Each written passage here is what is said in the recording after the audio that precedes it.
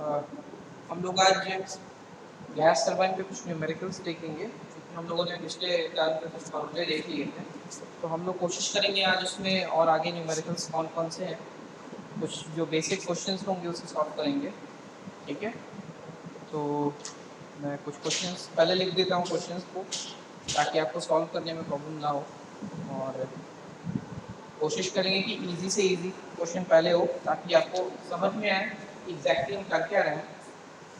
एक क्वेश्चन है, ये है गेट 2014 का, सेट 2 मार्क्स का है।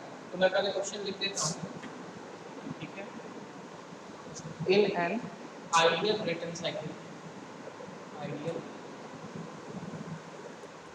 Brayton cycle, Brayton cycle,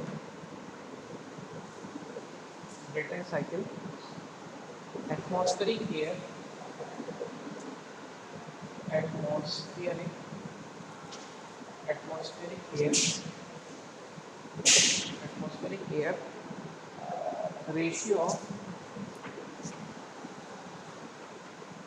ratio of specific heat, it means ये गामा की वैल्यू दिया है, यही होगा ना स्पेसिफिक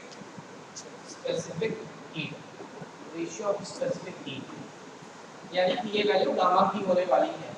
रेशियो है ना हमारा स्पेसिफिक हीट का, Cp अपॉन Cv, तो इसको हम Cp बाई Cv लिख देते हैं, यानी ये गामा है Cp अपॉन Cv। ठीक है, is equal to 1.4।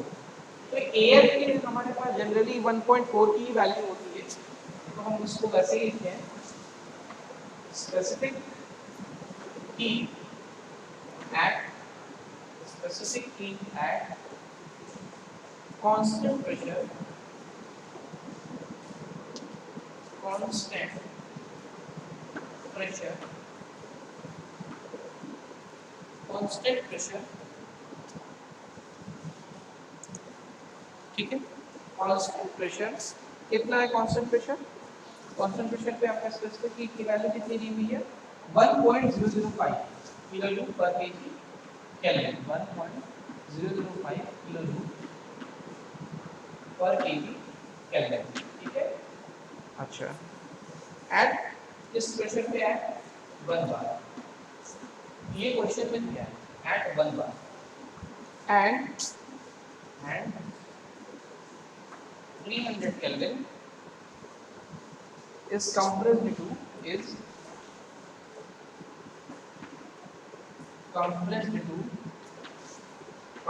to 8 bar, यानी जो प्रेशर रेशियो मिलने वाला है आपको वो P2/P1 8 बार का मिलने वाला है। आइडियल की बात किया ना, तो यानी प्रेशर ड्रॉप नहीं होगा। The maximum temperature in the cycle, the maximum temperature in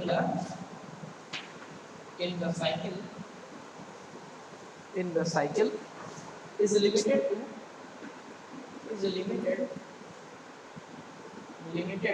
to 1280 degree Kelvin। ठीक है, if the heat is supplied at the rate of, question में बोला है if the heat is supplied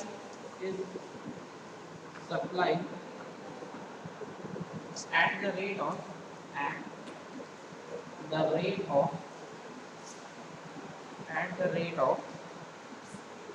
80 megawatt, the mass flow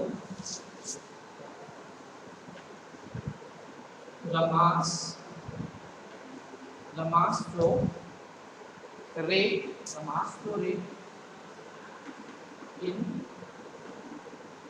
kg per second of air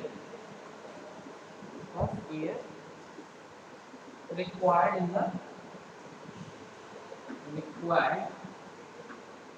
in the cycle is। ठीक है, question हमारा ये दिया है, क्वेश्चन हम लोग रीडिंग कर लेते हैं। क्वेश्चन दिया है, in an ideal Brayton cycle the atmospheric air, जो हमारा एटमॉस्फेरिक एयर है इसमें ब्रेटन साइकिल में, उसके इस गामा की वैल्यू 1.4 होती है, वो ब्रैकेट में आपको बता दिया है, ठीक है। तो क्वेश्चन में बोला है क्या, in an ideal Brayton cycle atmospheric air, जो हमारा एटमॉस्फेरिक एयर दिया हुआ है वो कितना दिया हुआ है, 1 बार, आगे लिखा है ब्रैकेट के बाद 1 बार, लेकिन उस एटमॉस्फेरिक एयर के लिए जो गिवन कंडीशन है वो क्या है कि उसकी Cp की वैल्यू 1.005 है और Cp/Cv की वैल्यू गामा की वैल्यू 1.4 है, ठीक है, ये गिवन कंडीशंस है। उसके बाद दिया है टेम्परेचर 300 केल्विन है, जिसको कंप्रेस कर रहे हैं 800 बार तक। चलिए, तो क्वेश्चन का पहले हम गिवन डेटा लिख लेते हैं, उस गिवन डेटा से हम लोग आगे बढ़ते हैं, ठीक है। चलिए देखें, तो आयु इधर आपको दिख रहा है, ओके। हम पहले गिवन कंडीशंस लिख लेते हैं कि हमारे पास गिवन कंडीशंस कौन-कौन से हैं, ताकि इस क्वेश्चन से फिर हम न्यूमेरिकल सॉल्व कर सकें। एक डायग्राम बनाते हैं, लाइन शायद नहीं दिख रही ना, ओके, ये नहीं दिख रही आपको, मैं इसे बड़ा बना देता हूँ, इस लाइन को मिटा के, ठीक है, सेव।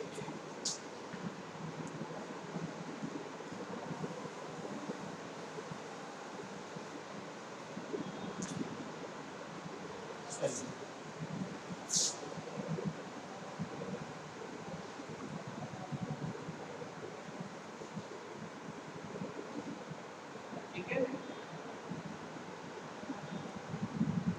हमने एक टीएस डायग्राम बनाने का सोचा है। तो टीएस डायग्राम कैसा बनता है, ब्रेटन साइकिल का कुछ ऐसा बनता है, हमने ऑलरेडी पढ़ा हुआ है 1 2 3 से 4, ये प्रोसेस ब्रेटन साइकिल का होता है, किसमें, टीएस डायग्राम में, टेम्परेचर एंट्रोपी डायग्राम। तो क्वेश्चन के हिसाब से हम उसके डेटा को लिखते हैं। तो मैं फर्स्ट लाइन से रब करते हुए चलूंगा, एक डेटा भी लिखना है, क्वेश्चन को मिटाते हुए चलेंगे। In an ideal Brayton cycle, ideal Brayton cycle के लिए हमारे पास ये आइडियल कैसे है, कोई भी लॉस नहीं होगा, ना कंप्रेसर पे ना टरबाइन पे, यहाँ टरबाइन नहीं कंप्रेसर पे कोई लॉस नहीं होगा, और साथ में हमारे पास कोई भी प्रेशर ड्रॉप नहीं होगा, ये कांस्टेंट प्रेशर की जो लाइन है ये कांस्टेंट प्रेशर ही रहेगा, कोई लॉस नहीं होगा। In an ideal Brayton cycle atmospheric air, जिसके लिए रेशियो गामा की वैल्यू 1.4, Cp की value 1.005, Cp means specific heat at constant pressure, at 1 bar. तो 1 बार कहां पर है, कंप्रेसर के लिए, देखिए क्वेश्चन में क्या लिखा है, गामा की वैल्यू जिसको हम Cp/Cv कह रहे हैं, क्वेश्चन में 1.4 दिया है, इसी को हम गामा कहते हैं, ये 1.4 है, ये क्वेश्चन में गिवन है। साथ में क्वेश्चन में ये भी गिवन है कि Cp की वैल्यू 1.005 किलो जूल पर केजी केल्विन, क्या है, Cp की वैल्यू ये क्वेश्चन में दिया हुआ है, Cp means specific heat at constant pressure. तो मैं इसको भी मिटा देता हूँ, ठीक है, यूनिट आपको याद रखनी है ताकि क्वेश्चन गलत ना हो, अदरवाइज आप गलत कर सकते हैं। At 1 bar and 300 Kelvin is compressed to 8 bar, it means कि हमारे पास प्रेशर दिया है 1 बार और टेम्परेचर दिया है 300 केल्विन, जिसको कंप्रेस किया जा रहा है कहां तक, 8 बार तक, इट मींस प्रेशर राइज किया जा रहा है। तो प्रेशर राइज कहां होगा, प्रेशर राइज ये 1 बार है, 21, यहां से प्रेशर राइज किया गया है P2 T2 का, प्रेशर कांस्टेंट है 1 से 4 के बीच में, ये कांस्टेंट प्रेशर की लाइन है, ये कांस्टेंट प्रेशर की लाइन है। तो ये प्रेशर हमारा रेज किया हुआ है, प्रेशर कांस्टेंट है, इट मींस प्रेशर हमारा यहाँ पर भी सेम है, आगे बढ़ेंगे यहाँ भी कांस्टेंट प्रेशर सेम है, इसके आगे जाएंगे यहाँ भी कांस्टेंट प्रेशर होगा। सिमिलरली जब हम लोअर प्रेशर पे काम करेंगे तो हमारा प्रेशर यहाँ भी वही होगा, यहाँ भी वही होगा, यहाँ भी वही होगा, और at the end of the process भी वही होगा। इट मींस कि हमारे पास पूरे साइकिल में जो प्रेशर रेशियो होगा वो कांस्टेंट होगा। तो प्रेशर रेशियो कैसे पता करेंगे, प्रेशर रेशियो हमारा हायर अपॉन लोअर प्रेशर होगा, ठीक है, हायर कौन सा, हायर, लोअर कौन सा, लोअर, ओके। तो हम लोग हायर और लोअर देखेंगे। ठीक है, तो हमारे पास P1 T1 है जिसको कंप्रेस किया गया एक bar, it means pressure ratio higher upon lower 8 bar है, तो हम हायर अपॉन लोअर लिखेंगे P higher upon P lower. Ideal condition है ना, आइडियल का कंडीशन का मतलब P2 upon P1 is equals to P3 upon P4। कितना है हमारे पास 8 बार, 8 अपॉन 1 लिखते हैं उसे हम, 8 अपॉन 1 बार एंड 8 बार। ठीक है, तो हमारे पास 8 बार और 1 बार है, हम इसको इस तरह से फॉर्मूले में लिख सकते हैं। आगे बढ़ते हैं, और क्या है हमारे पास देखते हैं, और आगे देखते हैं क्या है जो गिवन कंडीशन से क्वेश्चन में से हम पहले वो कोशिश कर रहे हैं निकालने की। नेक्स्ट आगे लिखा है the maximum temperature in the cycle. तो साइकिल में मैक्सिमम टेंपरेचर कहाँ मिलेगा, T और S का डायग्राम बनाया है, तो इस पूरे चारों पॉइंट में हमारे पास T मैक्सिमम कहाँ मिलेगा, क्या यहाँ T मैक्सिमम होगा, नहीं, यहाँ मैक्सिमम होगा, कैसे कह सकते हैं मैक्सिमम होगा, नहीं कह सकते, क्यों, क्योंकि हमारे पास अभी ये वैल्यू दिख रही है जो मैक्सिमम टेंपरेचर यहाँ दे सकती है, और हमेशा टरबाइन इनलेट टेंपरेचर की मैक्सिमम था, चाहे वो रैंकिन साइकिल थी या हमारे पास ब्रेटन साइकिल है। तो हमारे पास जो टरबाइन इनलेट टेंपरेचर होता है ये उसी की बात करता है maximum temperature of the cycle. तो हम लोगों ने इसको क्या नाम दिया, 3 पॉइंट है, तो हम लोग इसको नाम दे देंगे T3। T3 is equals to कितना टेंपरेचर है, the maximum temperature in the cycle is limited to 1280 kelvin. ठीक है, ठीक है, तो हमारे पास मैक्सिमम टेंपरेचर 1280 केल्विन।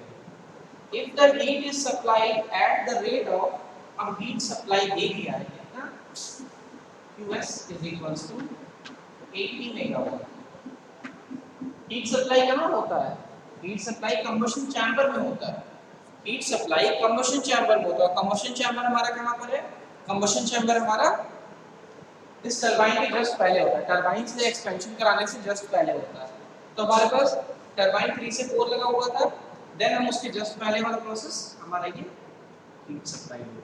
ओके, चलिए, तो हीट सप्लाई में कितना दिया है 80 मेगावाट, तो हम इसे और कम कर देंगे, थोड़ा सा और जगह में मिल जाएगी, बेस हो जाएगा। ठीक है, if the heat supply at the rate of 80 megawatt, ये लाइन मुझे लिख ली है। ठीक है, आगे बढ़ते हैं, और क्या कहना क्वेश्चन में, the mass flow rate of air required in the cycle is, mass flow rate of air required, तो mass flow rate ना kg per second, it means कि mass flow rate of इसका air का m dot a कितना होगा, ये आपको find out करना है। क्यों मैंने m डॉट लगाया है, हम ये बताना चाह रहे हैं कि एक रेट है मास फ्लो का, एयर जो मास एयर जितना फ्लो कर रहा है किसी एक मास से, वो पर्टिकुलर इंस्टेंट ऑफ टाइम के साथ क्या वेरिएशन दे रहा है, उसे हम मास फ्लो रेट कहते हैं। कि मास फ्लो का क्या रेट है, रेट मींस पर सेकंड वो कितना वेरी करेगा, तो केजी पर सेकंड के हिसाब से मास फ्लो रेट निकालेंगे किसका, एयर का, इन द साइकिल, साइकिल को लेकर। ठीक है, हमने गिवन कंडीशंस लिख लिए हैं, गिवन कंडीशंस के बाद क्या करना है, कहाँ से एयर का क्या है, फॉर्मूले में ma कहाँ से आएगा, हमने तो देखा नहीं था, देखा था, अगर आपको ध्यान हो तो देखो।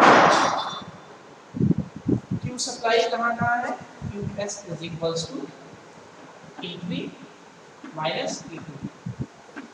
ठीक है, हीट सप्लाइड है, कांस्टेंट प्रेशर पे है, तो Cp भी आपके पास दिया हुआ है होगा, और साथ में mc, ये आपने पढ़ा है, q mc delta t, q mc delta t आपने पढ़ा है, वही formula mc delta t, change in temperature higher minus lower, cp आपका स्पेसिफिक हीट है, कांस्टेंट प्रेशर है। यूनिट के हिसाब से देखते हैं तो मेगावाट इस तरह में दिया है, यानी इधर भी मेगावाट आना चाहिए, ये आपका केल्विन में है, ये किलो जूल पर केजी केल्विन है, और ये केजी में है। ठीक है, तो जब आप इसको कैंसिल आउट करेंगे तो आपके पास वैल्यूज क्या बचेंगी, आपके पास वैल्यू बचेगी वॉट में। चूंकि रेट है m, इसलिए पर सेकंड आएगा। केजी से केजी कैंसिल, केल्विन से केल्विन कैंसिल, किलो जूल पर सेकंड बचेगा जिसको हम किलोवाट करेंगे और मेगावाट में कन्वर्ट करने के लिए 10 टू द पावर 3 मल्टीप्लाई कर देंगे। ओके, चलिए, तो हमको यही फॉर्मूला यूज करना है कि हमारे पास m निकल आए। हमारे पास Q दिया हुआ है 80 मेगावाट, 10 टू द पावर 6 लिख लेते हैं या किलो में कन्वर्ट कर लेते हैं। Cp हमारा किलो में है, हम 10 टू द पावर 3 किलो कर लेते हैं। m हमारे पास है नहीं, उसे अननोन है। Cp की वैल्यू 1.005 है। T3 हमारे पास दिया हुआ है, ये 1.005 into 10 to the power 3 kilo में हो जाएगा। वो किलो और इसका किलो कैंसिल हो चुका, इसलिए मैंने लिखा नहीं। ये मेगा में था ना, 80 into 10 to the power 6 लिख दिया इसको, और इसको 1.005 into 10 to the power 3 लिख दिया। तो 10 to the power 3 और 10 to the power 6 में से 10 to the power 3 कैंसिल हो गया, तो हमारे पास 80 into 10 to the power 3 value में बचा है।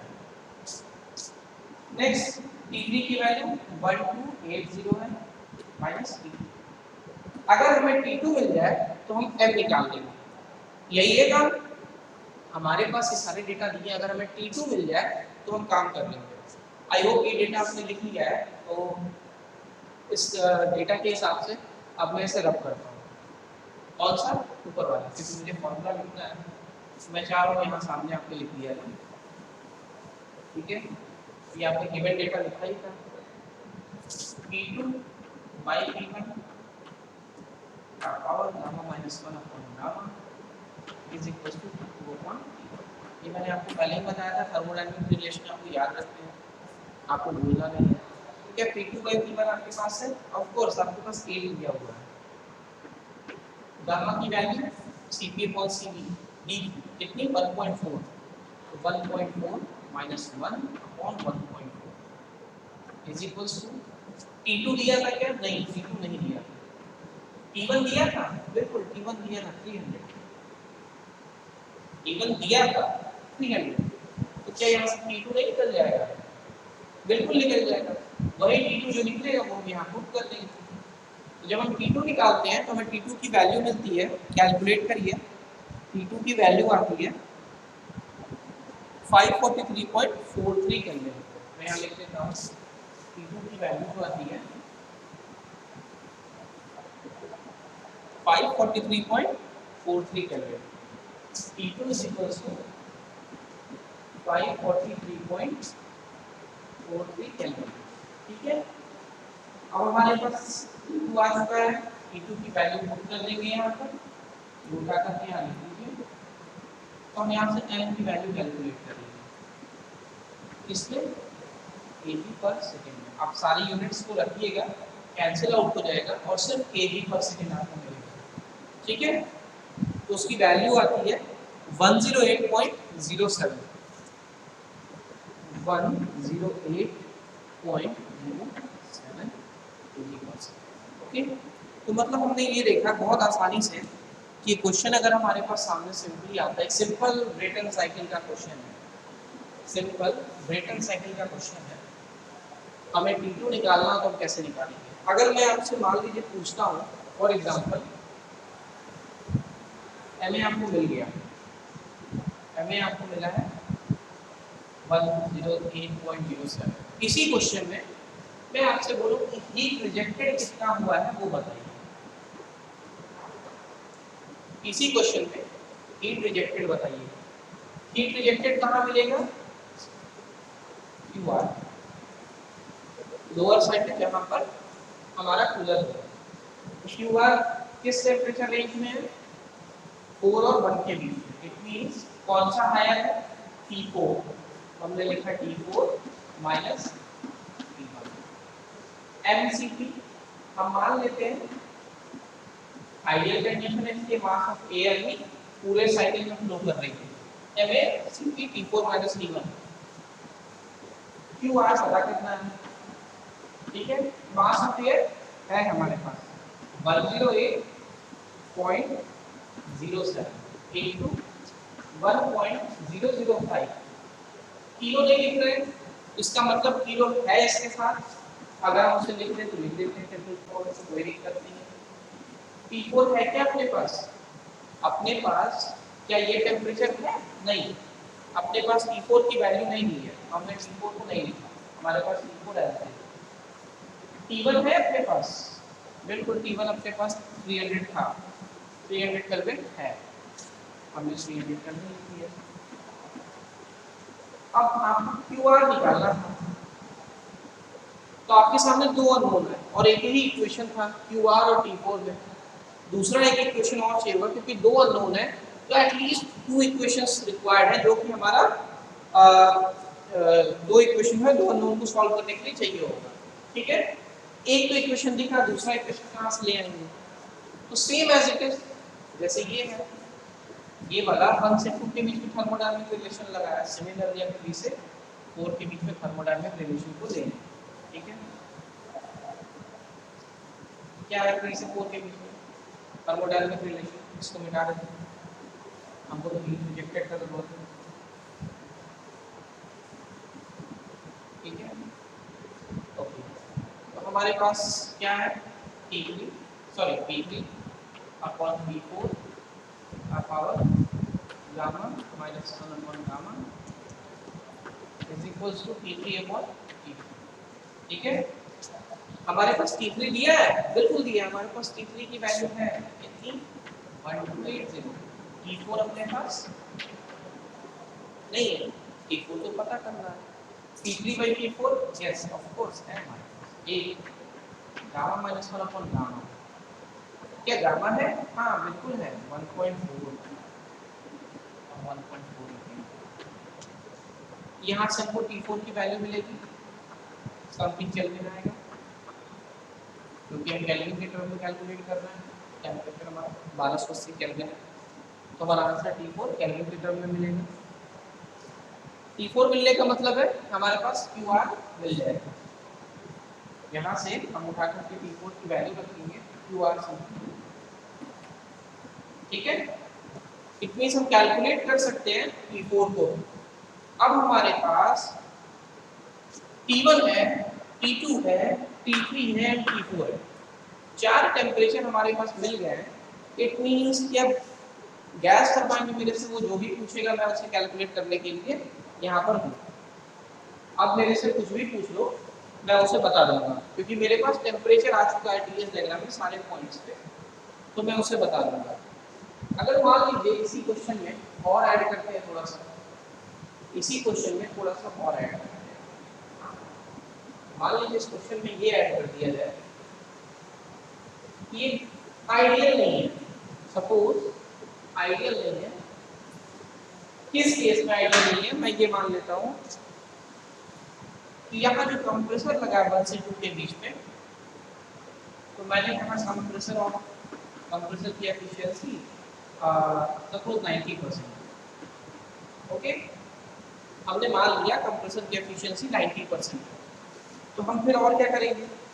हम कंप्रेसर की एफिशिएंसी 90% दिखाने के लिए इसका कहीं रोल होगा, इट मींस कि 10% कहीं पर कुछ इरिवर्सिबिलिटी में लॉस हुआ होगा, कहीं पर कुछ इरिवर्सिबिलिटीज में लॉस हो रहा होगा। इट मींस कि ये लाइन जो 1 से 2 बनी है, ये कुछ स्ट्रेट ना होकर के कुछ शिफ्ट कर चुकी होगी इधर की तरफ, 2 डैश, ये शिफ्ट कर चुकी होगी थोड़ी राइट में 2 से 2 डैश की तरफ। इसका मतलब कि फॉर्मूला जब T2 लिख रहे थे हम, वो T2 ना लेकर के मुझे T2 डैश लेना पड़ेगा, यानी जो हीट सप्लाई था वो बदल जाएगा MACP T3 minus T2 dash. Actual की बात कर रहे हैं, आइडियल के केस में T2 ही रहेगा, बट एक्चुअल के केस में चूंकि अब एक्चुअल हो गया, मींस कुछ लॉसेस हो गया, लॉस होने का मतलब है वो आइसेंट्रोपिक प्रोसेस नहीं रह गया, आइसेंट्रोपिक प्रोसेस नहीं रह गया तो मतलब क्या हो गया, वो थोड़ा सा कुछ चेंज हुआ है, कुछ लॉस आने की वजह से वो स्ट्रेट लाइन ना होकर के कुछ शिफ्ट कर गया है और थोड़ी एंट्रोपी इंक्रीज हो गई। उस कंडीशन में क्या करेंगे, QS हमारे पास तो है नहीं, मान लेते हैं भैया नहीं है, कोई बात नहीं, MA हमने निकाला था कुछ समथिंग 108 आया था, ठीक है, मान लेते हैं अप्रॉक्स वैल्यू है, कोई दिक्कत नहीं है। Cp की value 1.005 into 10 to the power 3, T3 1280 minus T2 dash, T2 dash, T2 dash कहाँ से निकालोगे? T2 dash कहाँ से निकालोगे? अब याद करिए, मैंने आपको ये बोला था कि जब कंप्रेसर या टरबाइन की एफिशिएंसी दी रहेगी, देन आपको फॉर्मूला याद रखना है। अब फॉर्मूला कौन सा याद रखना है? अब यहाँ कंफ्यूजन क्रिएट होता है कि आइडियल अपॉन एक्चुअल रखेंगे, आइसेंट्रोपिक अपॉन थ्योरेटिकल रखें या थ्योरेटिकल अपॉन आइसेंट्रोपिक रखें। तो मैंने आपको बताया था कि जब ऐसे कंफ्यूजन क्रिएट हो जाए तो आप क्या करेंगे कि फॉर्मूले में बाहर वाला अपॉन अंदर वाला कर देंगे। बाहर वाला कौन सा? वो लाइन जो साइकिल के बाहर की तरफ है उसे हम ऊपर रखेंगे, देन वो लाइन जो नीचे की तरफ होगी, अंदर की तरफ होगी, उसे नीचे रखेंगे। तो 1 2 और 1 2 डैश कौन सी लाइन बाहर की तरफ और कौन सी अंदर की तरफ? अगर हम देखते हैं तो बाहर की तरफ कौन सी है? वो 2 वाली है, क्योंकि 2 डैश शिफ्ट कर गया साइकिल के अंदर। तो बाहर वाली लाइन जो होगी वो 2 वाली हो गई। इट मींस कि हमारा जो टेंपरेचर का डिफरेंस हो जाएगा, बाहर वाला कौन सा है? T2 माइनस T1, ठीक है। और अंदर वाला कौन सा है? वो है T2 डैश माइनस T1, ठीक है। अब आप बताइए, आपके पास 90% कंप्रेसर की एफिशिएंसी है, T2 आपके पास है, आपने निकाल रखा था पिछले फॉर्मूले से, T1 गिवन है, T2 डैश पता करना है और T1 गिवन है। तो क्या आप पता नहीं कर सकते T2 डैश? बिल्कुल पता कर सकते हैं। T2 डैश हमें मिल जाएगा, और T2 डैश हमें कैसे मिलेगा? इनकी वैल्यूज को पुट करके। तो T2 की वैल्यू कितनी है? T2 की वैल्यू आपकी आई थी 14, कितनी आई थी T2 की value? 543.43, 543.43 minus 300 upon T2 dash minus T1। यहाँ से हमको T2 डैश मिल जाएगा, ये बराबर किसके? 90% एफिशिएंसी, यानी 0.9। तो जब हम इसको इक्वेट करेंगे देन हमको T2 डैश केल्विन में मिल जाएगा, समथिंग केल्विन। T2 डैश मिल गया, ये डायरेक्ट हम यहाँ पुट कर देंगे, देन हमारे पास QS मिल जाएगा, heat supply, actual heat supply की मैं बात कर रहा हूँ, एक्चुअल। तब जब हमारे पास कंप्रेसर की एफिशिएंसी 90%। इसी तरह हीट सप्लाई कंबशन चैम्बर में हो रहा है, क्वेश्चन में कंबशन चैम्बर की एफिशिएंसी देगा, सपोज 10%, 90%, 100%, 2%, कुछ भी है, तो एफिशिएंसी ऑफ कंबशन चैम्बर भी मल्टीप्लाई होगा कुछ लॉसेस होने की वजह से, अगर दिया है तो। अदरवाइज कंबशन चैम्बर आइडियली ये मानना है कि वो आइडियल कंडीशन में वर्क कर रहा है, ठीक है। इसी क्वेश्चन में और आगे बढ़ते हैं। मान लीजिए ये भी क्वेश्चन में अब आपसे बोला जाए, चलिए ये हटाइए तो आपने कर लिया। अब आप ये बताइए हीट रिजेक्टेड एक्चुअल में कितना हो रहा है? तब जब आपका टरबाइन 88% एफिशिएंट, सपोज टरबाइन आपका 88% एफिशिएंट, टरबाइन आपका 88% एफिशिएंट। अब क्या करेंगे? हीट रिजेक्टेड का formula MCPA T4 minus T1, ये आपने पढ़ा था।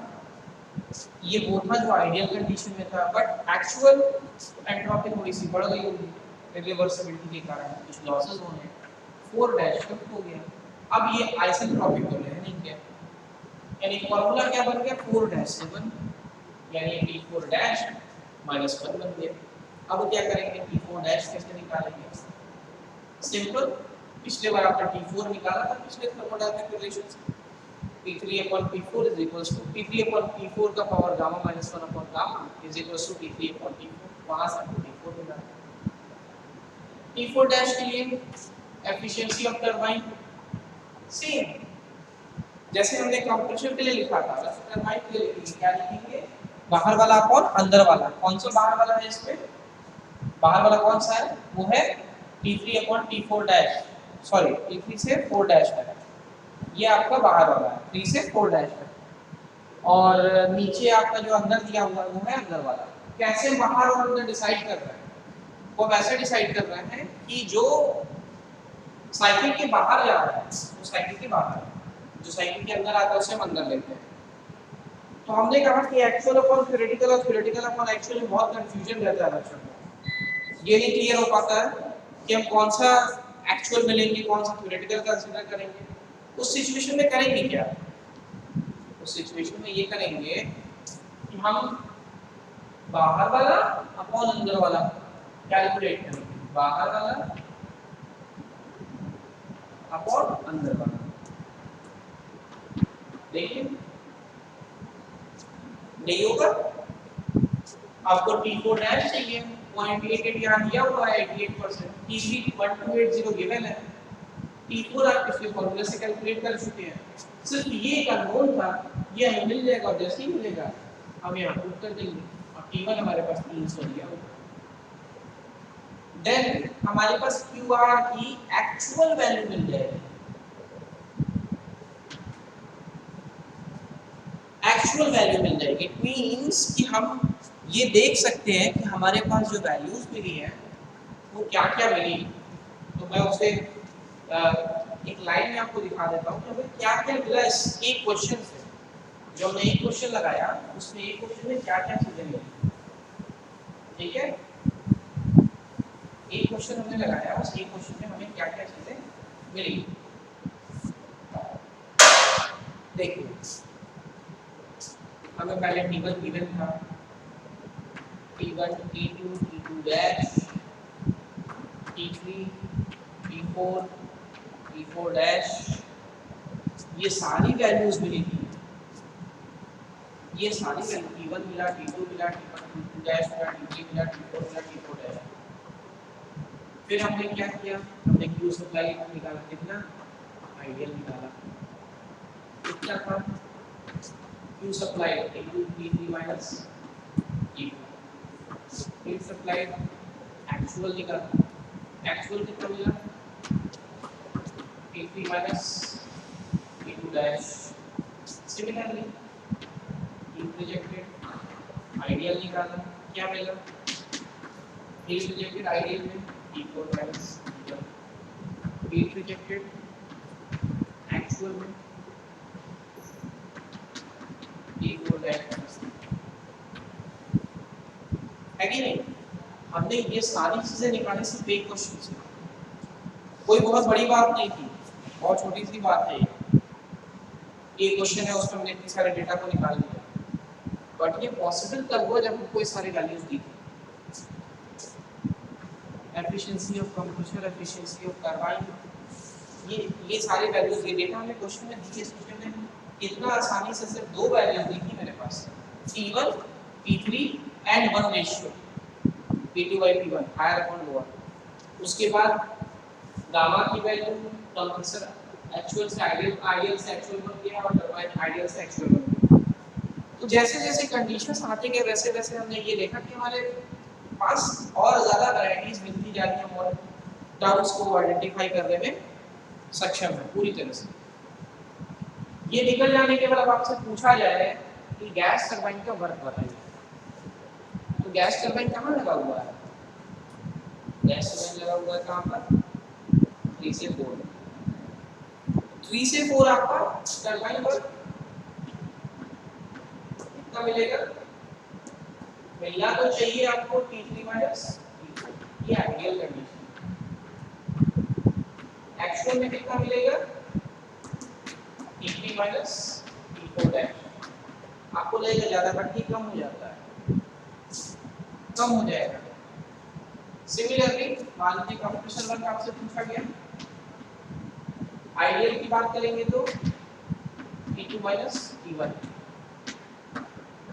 एक्चुअल की बात करेंगे तो T2 माइनस T1। अब ये बात डिपेंड करती है हमने जो आइडियल और एक्चुअल लिखा है उसके साथ हमने एमसीपी क्यों नहीं मल्टीप्लाई किया? एमसीपी क्यों नहीं मल्टीप्लाई किया? ऐसा नहीं है कि नहीं करेंगे, करेंगे। ये जनरल फॉर्मूला मैंने लिखा कि ऐसे टर्म्स यूज होते हैं जो फॉर्मूले में देख रहे हैं। अब आपसे मैं ये बोलूं कि चलिए आप मुझे ये बताइए कि डब्ल्यू नेट कितना होगा? Actual W T actual minus W compressor actual upon heat supplied actual, है कि नहीं? सिमिलरली मैं अगर आपसे ये बोलूं कि डब्ल्यू नेट आइडियल है, then W T ideal minus W C ideal upon US ideal. मतलब हमारे पास ये सॉरी ये एफिशिएंसी है ना W net is efficiency actual and ideal, ठीक है? हमारे पास एफिशिएंसी है, मतलब हम सोचिए कि हमने कितना कुछ कैलकुलेट कर लिया अगर हमारे पास सिर्फ और सिर्फ टेम्परेचर की वैल्यूज थी। अगर हमारे पास सिर्फ टेम्परेचर की वैल्यूज रहे तो हम इतना ढेर सारे डेटा को कैलकुलेट कर सकते हैं, ये खुद ही नहीं पता रहता आपको, ये आप खुद ही नहीं जान रहे हैं कि अगर हम कैलकुलेट करने बैठे तो हम इतने सारे डेटा को कैलकुलेट कर सकते हैं। तो कुछ करना नहीं है, आपको क्या आइडेंटिफाई करना है? सारे पॉइंट्स पे टेम्परेचर को पता करना है। टेम्परेचर पता करने के बाद साइकिल में ये देखना है कि साइकिल एक्चुअल है या आइडियल। अगर आइडियल है तब तो ज़्यादा मेहनत करनी ही है, बट अगर आइडियल नहीं है in case of actual process तब आपको क्या करना है? एफिशिएंसी कंसीडर करना है और रेशियो को कलेक्ट करना है, ठीक है? देन आप जब रेशियो कैलकुलेट करेंगे, रेशियो कौन सा? वही बाहर वाला और अंदर वाला। अब याद नहीं होता है, जैसे क्या होगा मैंने इसलिए ऐसे याद करना कि बाहर वाला और अंदर वाला, क्योंकि कंफ्यूजन हो जाता है कभी कभी। देखिए ये जो स्ट्रेट लाइन है ये आइडियल प्रोसेस है, ये एक्चुअल प्रोसेस है। सिमिलरली 1 से 2 आपका आइडियल प्रोसेस है, 1 से 2 एक एक्चुअल प्रोसेस है। तो जब हम दोनों फॉर्मूला लिखते हैं ना दोनों में कंफ्यूजन क्रिएट होता है। कैसा कंफ्यूजन? क्योंकि मैं आपको लिख के दिखा रहा हूं, वो कंफ्यूजन ही ना रहे इसलिए मैंने आपसे बोला कि आप इसको बाहर वाला अंदर वाला याद करिए, दोनों केस में इक्वल फॉर्मूला याद करिए, फिर आपको कंफ्यूजन नहीं रहेगा। और जब आप फॉर्मूला लिख लेंगे देन आप इजीली कहीं भी बता सकते हैं कि वो आइडियल था कि ये एक्चुअल है। देखिए आइडियल मींस कोई थ्योरेटिकल, ठीक। हम कंप्रेसर के लिए लिखते हैं, मैंने क्या बोला है? बाहर वाला और अंदर वाला। हमारे लिए बाहर वाला होगा वो 1 से 2 आइसेंट्रोपिक है। तो हम लिखते हैं आइसेंट्रोपिक प्रोसेस, आइसेंट्रोपिक कंप्रेशन,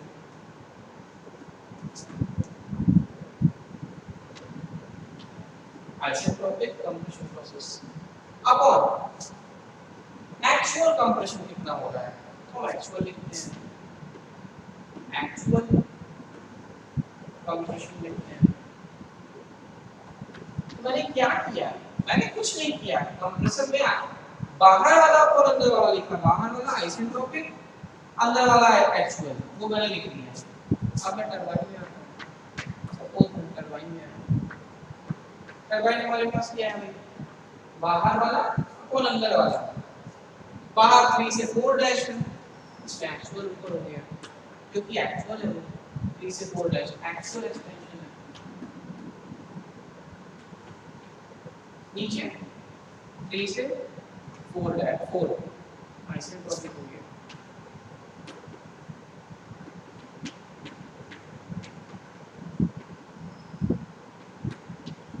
अब चैप्टर क्या होता है ना, स्टूडेंट्स कंफ्यूजन में ये रहते हैं, कभी-कभी वो उल्टा लिख देते हैं, कभी-कभी वो उल्टा लिख देते हैं, कंप्रेसर वाले पे टरबाइन का लिख देते हैं, टरबाइन वाले पे कंप्रेसर का लिख देते हैं। कभी-कभी वो इस तरह याद करते हैं कि कंप्रेसर वाले में एक्चुअल अपॉन आइसेंट्रोपिक है और टरबाइन वाले में आइसेंट्रोपिक अपॉन एक्चुअल है, कभी-कभी ऐसा हो जाता है। इसी कंफ्यूजन को दूर करने के लिए मैंने आपको ये बताया कि आप ये तरीका याद रखिए, क्या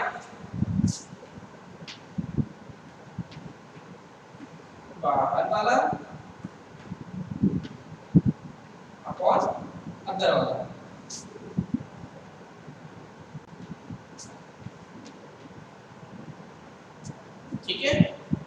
इसको मिटा देना ठीक रहता है। और इसको याद कैसे करेंगे, आउटसाइड अपॉन इनसाइड अगर हम इसको बोले, जो हमारे पास लाइन बाहर वाली है आउटसाइड लाइन जो है उसको अपॉन इनसाइड लाइन करते हैं।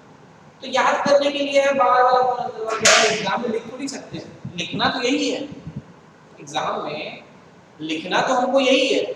इवन अगर आपसे कभी कोई वाइवा में पूछता है या इंटरव्यू में पूछता है, फिर आपको जवाब तो यही देना है, बट जब एक माइंड मेकअप आपका ऐसा रहेगा ना टीएस डायग्राम में बाहर कौन सी लाइन थी अंदर कौन सी लाइन थी, देन वो कंफ्यूजन नहीं क्रिएट होता और हम उस फॉर्मूले को इजीली इंटरप्रेट कर पाते हैं, ताकि हमारा फॉर्मूला करेक्ट रहे और फिर हम उसे इजीली कैलकुलेट करने में फिजिबल रहे। ठीक है, ये वो प्रोसेस है।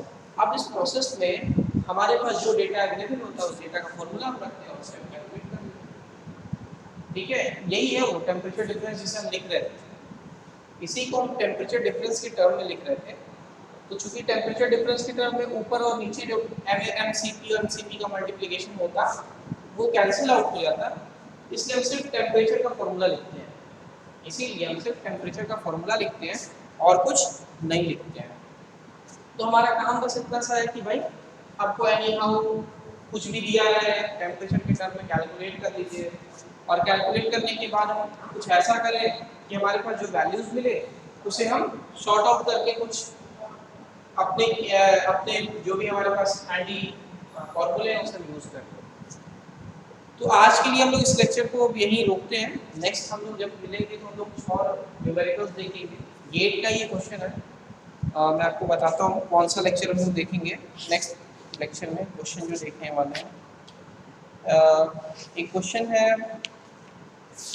आपका 2011 और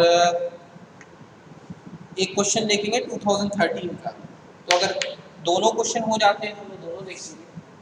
जैसे ब्रेटन साइकिल क्या है, और ब्रेटन साइकिल के साथ मान लीजिए अब आपको कंपैरिजन दे दिया जाए कि आप कंपेयर करिए ब्रेटन साइकिल को ऑटो के साथ, डीजल के साथ, तो फॉर्मूला जो कि कहीं ना कहीं मैच कर जाता है, थोड़ा थोड़ा ऑटो और ब्रेटन का और स्लाइड वेरिएशन है, तो हम उसमें कोशिश करते हैं कि हमारे पास जो फॉर्मूला अवेलेबल हो हम उसके थ्रू कंपैरिजन करना इजीली हो जाए हमारे लिए।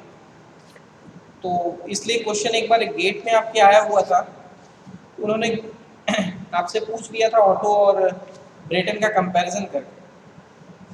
तो जब आपसे ऐसा पूछते हैं ना तो आपको एफिशिएंसी का फॉर्मूला याद होना फिर जरूरी हो जाता है, एफिशिएंसी कंपैरिजन। और नहीं याद है तो फिर उसका रास्ता यही है कि फिर आप सारे वैल्यूज निकालिए, फिर टेम्परेचर पता करिए, टेम्परेचर के बाद उसका डिफरेंस निकालिए टरबाइन में रिस्पॉन्स का, फिर हीट सप्लाई से डिवाइड करिए, देन एफिशिएंसी कैलकुलेट करिए। तो ये काफ़ी लेंथी प्रोसेस हो जाता है, काफ़ी लेंथी हो जाएगा। बट अगर आपको डायरेक्ट फॉर्मूला पता तो आपको सिर्फ प्रेशर रेशियो चाहिए। जैसे ब्रेटन साइकिल के लिए हमने क्या पढ़ा है, ब्रेटन साइकिल के लिए हमने पढ़ा है 1 - 1/RT के पावर गामा माइनस 1 गामा, यहाँ लिखिए या यहाँ लिखिए, ठीक है सब। तो ये हमने पढ़ा हुआ है, यही चीज बदल जाती है ऑटो में, सिर्फ गामा माइनस 1 ले लेते हैं। तो ये वैल्यू जो बदलती है, फॉर्मूला अगर याद है, फॉर्मूले में सिर्फ प्रेशर रेशियो, मतलब अगर इस क्वेश्चन में आपसे डायरेक्ट थर्मल एफिशिएंसी पूछता तो आप डायरेक्ट निकाल सकते थे 1 - 1/8 का पावर 1.4 - 1/1.2। अब आपको ये फॉर्मूला नहीं पता है तो फिर आप क्या करेंगे, तो आपको फिर करने के लिए क्या है रास्ता, W net upon heat supply. W net और हीट सप्लाई मतलब नेट मतलब turbine minus compressor, heat supplied आपके पास हीट एडिशन देना। इट मींस कि आपको दिखाना पड़ता है फिर कि टरबाइन के लिए टरबाइन पे क्या क्या टेंपरेचर है, कंप्रेसर पे क्या क्या टेंपरेचर है, हीट सप्लाई पे क्या टेंपरेचर है, फिर उसका डिफरेंस लेते हैं, फिर डिफरेंस लेके फिर उसका रेशियो निकालते हैं ना, कंक्लूड कर पाते कि हमारी थर्मल एफिशिएंसी साइकिल की कितनी है। पर चूंकि ऐसा नहीं हो रहा है, हमारे पास डायरेक्ट हमारे पास फॉर्मूला अवेलेबल है, तो हम क्या करते हैं इस फॉर्मूले को डायरेक्ट 8 की वैल्यू पुट कर देते हैं और एफिशिएंसी कैलकुलेट कर लेंगे। ये इजी है ना कि अगर नहीं आ रहा तो हमारे पास एक वो रास्ता है, बट काफ़ी लेंथी प्रोसेस है। उसके लिए T1 T3 और प्रेशर रेशियो पता होना चाहिए, आइडियल के लिए आसान होता है। फिर अदरवाइज अगर एक्चुअल साइकिल है तो m की वैल्यू बदलेगी, गामा की वैल्यू भी चेंज हो सकती है, तो फिर वो और लेंथी प्रोसेस कन्वर्जन में आएगा। ठीक है, तो आज के लिए इतना ही रखते हैं, फिर नेक्स्ट हम लोग जब लेक्चर मिलेंगे तब हम लोग कुछ क्वेश्चंस और इसमें देखेंगे और फिर इसको डिस्कस करेंगे कि ऐसे क्वेश्चंस और आते हैं हमारे पास ब्रेटन साइकिल के, तो उसे कैसे हैंडल किया जाए। ओके, चलिए ठीक है, फिर आज के लिए इतना ही करते हैं। Okay okay.